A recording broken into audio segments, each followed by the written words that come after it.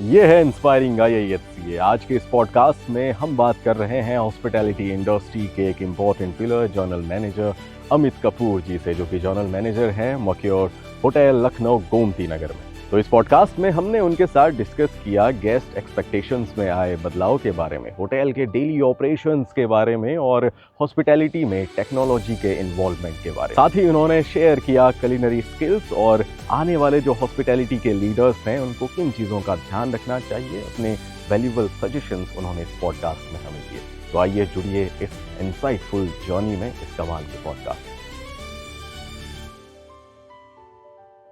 Hi everyone, मैं हूं RJ Sachin और ये है इंस्पायरिंग IIHCA, जहां पे हम आपको इंस्पायर करते हैं हॉस्पिटैलिटी को लेके। और इस वक्त जहां हम हैं, इसे अदब का शहर माना जाता है, लखनऊ। और हॉस्पिटैलिटी की शुरुआत जो सबसे बेसिक है वो काइंडनेस ही है, वो अदब है जहां से ये सारी चीज़ें शुरू होती हैं। और हम इस वक्त हैं मक्योर होटल में, लखनऊ गोमती नगर में इस वक्त, जो कि मैनेज्ड बाय एक्योर ग्रुप। और हमारे साथ इस वक्त इस कॉन्वर्सेशन का हिस्सा हैं अमित कपूर सर, जो कि जनरल मैनेजर हैं यहाँ पे। तो सर की जर्नी के बारे में जानेंगे, बातचीत करेंगे किस तरह से ये काम करता है। सो सर, वेलकम इस पॉडकास्ट में, आपका बहुत बहुत स्वागत। शुरू करते हैं।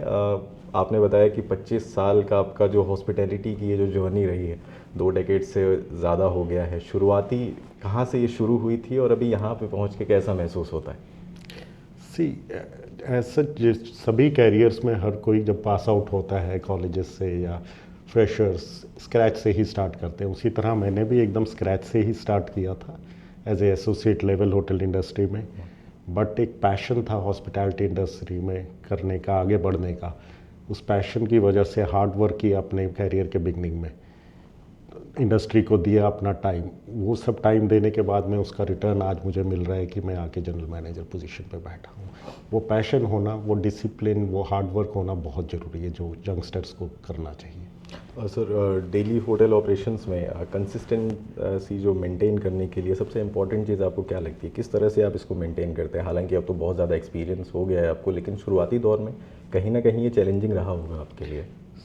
डेली होटल ऑपरेशंस को सीमलेस ऑपरेट करने के लिए आपको सबसे ज़्यादा ज़रूरत है कम्युनिकेशन की। डेली अपनी टीम के साथ, ताकि क्रॉस डिपार्टमेंटल कम्युनिकेशन एकदम स्मूथ रहे।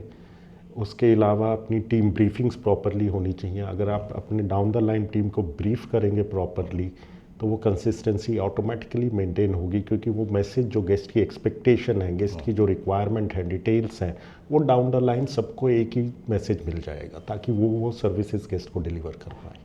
ओके। और इतने सालों में सर कितना बिहेवियर में कितना चेंज आया है गेस्ट्स के, पहले के दौर में और अब के दौर में? साथ ही अगर बात करें नेशनल और इंटरनेशनल भी, कि इंडिया में किस तरह का रहता है और इंटरनेशनल लेवल पे कैसा रहता है, क्योंकि जो स्टूडेंट्स यहाँ से बाहर जाते हैं, जो लोग यहाँ से बाहर हॉस्पिटैलिटी पे अपना करियर बनाना चाहते हैं, उनको एक अंदाज़ा रहे कि जब आप इंडिया में कुछ कर रहे हैं तो उसमें कितना फ़र्क है, जब आप इंटरनेशनली हॉस्पिटैलिटी में सर्व कर रहे हैं तो उसमें कितना फ़र्क है। डिमांड गेस्ट जो सर्विसेज यूटिलाइज करने आता है होटल में, उस हर एक गेस्ट को वो इम्पोर्टेंस चाहिए, because he is paying for that. So उनको वो रिस्पेक्ट, वो एक्नॉलेजमेंट, वो सर्विसेज जिसके लिए वो पे कर रहे हैं वो मिलना है, वो तो बेसिक एक नेसेसिटी है। बट इंडिया में आपको उससे थोड़ा आगे बढ़ के गेस्ट को फील एट होम करा के उनको पर्सनलाइजेशन सर्विसेज देनी पड़ती हैं, जबकि इंटरनेशनल मार्केट में you have to understand the guest behaviour. बाहर आपको, इंडिया में तो हम मोस्ट प्रोबेबली 90% प्लस, अगर हम मेट्रो सिटीज़ छोड़ दें, टीयर 2 टीयर 3 सिटीज़ में इंडियन नेशनैलिटी के लोग ही ट्रैवल करते हैं। But when you work in international market, you deal with almost, I would say, if you go to Middle East, more than 100 nationalities in your hotel. तो वो हर एक nationality के गेस्ट का बिहेवियर, उनकी expectation, the way you speak to them, वो different होता है। तो उस हिसाब से उन लोगों से डील करना पड़ता है। तो पीपल मैनेजमेंट स्किल्स सबसे ज़्यादा ज़रूरी हैं, जो उनकी टीम मेंबर्स बाहर जाके काम करें। People management not only with your associates, with as well guest also. Okay. And sir, technology इतने टाइम में बहुत ज़्यादा बदल गई है, इतना बहुत बड़ा एक गैप आ गया है। साथ ही अभी के कुछ सालों के पहले की अगर बात करें और अब की बात करें तो AI भी इंट्रोड्यूस हो गया है। ये हॉस्पिटैलिटी में किस तरह का चेंज लेकर आ रहा है, पॉजिटिव भी और नेगेटिव भी अगर हम बात करें तो? Technology, see, with current generation they are all technologically driven. हम बात करते हैं मिलेनियल्स की, जेन जी की, तो तो आज की जनरेशन के लिए if you don't cope up with the hotel industry में उस टेक्नोलॉजी के साथ अगर आप आगे नहीं बढ़ेंगे so you will be left behind. For an example आपको देता हूँ जो कि हमारी इंडस्ट्री का नहीं है, जैसे नोकिया था, उन्होंने टेक्नोलॉजी अपग्रेड नहीं की तो they are nowhere now in the market. Same way with the BlackBerry, that's a different industry. So you have to stay with the technology. उसके लिए होटल इंडस्ट्री में हम लोगों ने काफ़ी सारे गेस्ट सेंट्रिक सॉफ्टवेयर्स इंट्रोड्यूस किए हैं। Everything is now possible through your mobile, even the check ins checkouts, digital keys. Mobile आपको हमारे कई होटल्स हैं Accor के जिनमें कि आपको की लेने की ज़रूरत नहीं है physical.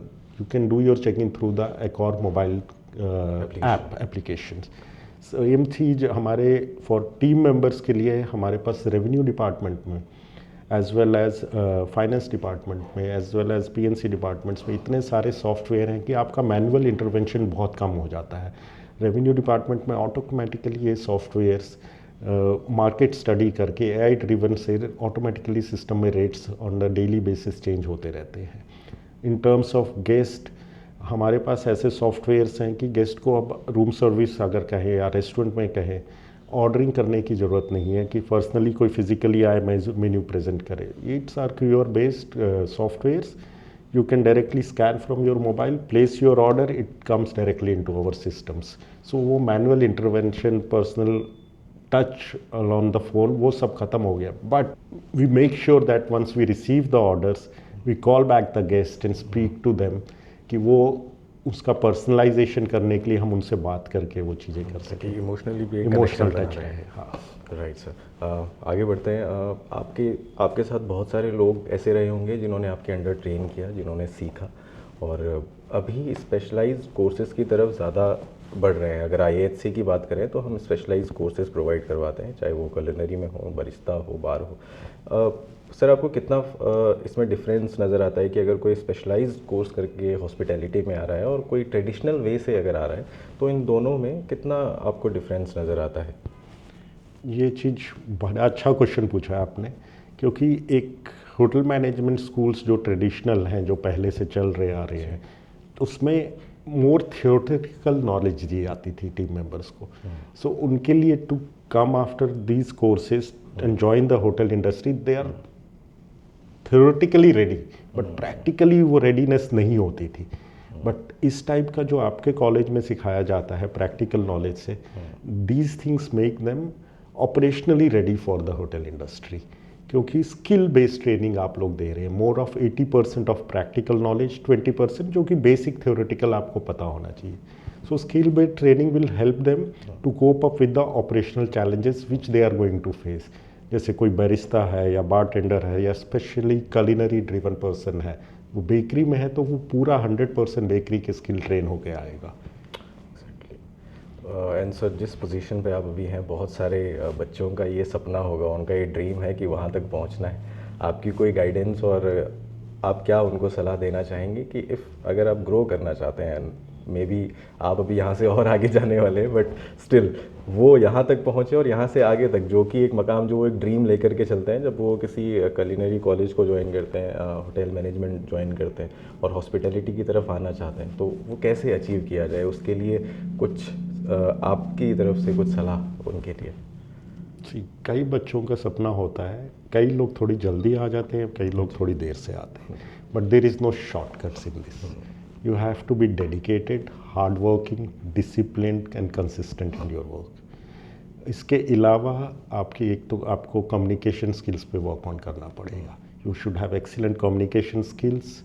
Apart from that, good business acumen as well as problem solving skills. Because hotel industry एक ऐसी इंडस्ट्री है, आप उसमें रोज़ एक नए गेस्ट से मिलते हैं, नए कस्टमर से मिलते हैं।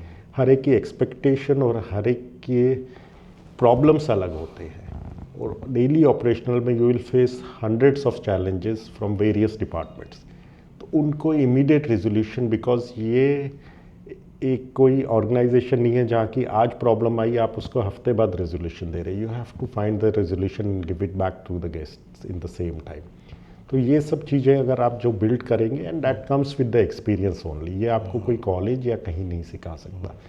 आपके basics should be right, discipline, hard work, and communication skills. Work on that, and you will definitely in the coming years you will excel in your careers. And it's everybody whosoever joins the industry and works with these things can become a general manager in the coming next say 8 to 10 years if he do on these things the right. Thank you so much sir, thank you so much ये podcast देखने के लिए, और इसी तरह के और भी पॉडकास्ट आपके बीच आते रहेंगे। और जैसा कि सर ने कहा कि एक्सपीरियंस एक ऐसी चीज़ है जो किसी किताब से आप नहीं सीख सकते, कोई इंस्टीट्यूट कोई कॉलेज आपको नहीं सिखा सकता। जब आप एक्सपीरियंस लोगों से सुनते हैं तो जितने साल का उनका एक्सपीरियंस है वो आपकी आज की ज़िंदगी से जुड़ जाता है और आप बहुत आगे अपने फील्ड में जा सकते हैं। Thank you so much sir आपकी वैल्यूबल वर्ड्स के लिए, और जो भी आपने सजेशंस दिए और जो भी आपने सिखाया बच्चों को ज़रूर काम आएगा। आपके कुछ सवाल हो तो आप कमेंट करके बता सकते हैं। May be sir next time IIHC आएंगे तो हम उनसे वापस से वो सवाल पूछेंगे जो आपके मन में हो और शायद हम ना पूछ पाए हों। Thank you so much and thank you so much, thank you.